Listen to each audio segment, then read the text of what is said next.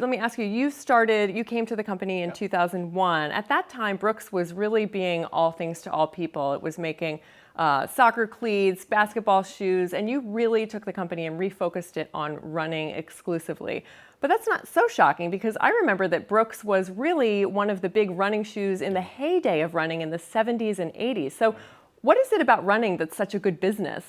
Well, it was interesting because we came from the athletic footwear and apparel industry like almost all of the major brands have. And actually we turned 100 years old in 2014, but what we found coming into the early 2000s is we were basically an also-ran and we weren't very successful. We got into some financial issues. So what we found is that our heritage in run, which had always been our strongest foot forward, was where we could win. And so we actually quit making all of the other categories of court shoes and basketball and the like, and we just focused on run, and we've never looked back. It's been a great strategy. A lot of people were doing that. I mean, everybody had the cross trainer and the basketball shoe, like I said, and it was sort of that cross-training, sport-specific era, I guess.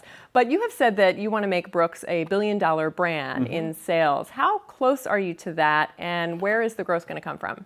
Well, we're halfway there. We cracked $500 million just last year, and we're excited because this lifestyle is probably the largest category in all of sporting goods. Running is a sport, but it transcends the sport. It becomes much more than that. It becomes a fitness activity and a pursuit for health and wellness and the like for over 100 million people globally. So by focusing just on this lifestyle, starting with performance gear and then connecting with all the reasons people run, we think we're actually doing something unique with this focus, and the sky's the limit. We have lots of opportunity to grow. Running is easy. You don't need a membership. You can just go outside and do it. I'm a runner. But where are we in terms of participation? Are we near the peak from the 70s and 80s when it was sort of everything? I mean, there's so many other things that are competing for our time these days. You know, what's interesting is there was a jogging boom in the 70s and 80s, which I participated in.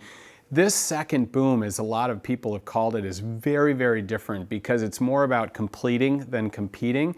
And it's really a health and wellness and fitness boom. In many respects, what does that mean? Completing a race, or? Yes, it's not about winning. And what running has become is really an investment in yourself. It's pursuit of completing a healthy and well lifestyle. And that's very different than treating it as just a sport, which was actually a smaller category. So this time around, we're basically on a jet stream of a health and wellness trend, and that's why we're so optimistic it's going to continue to grow.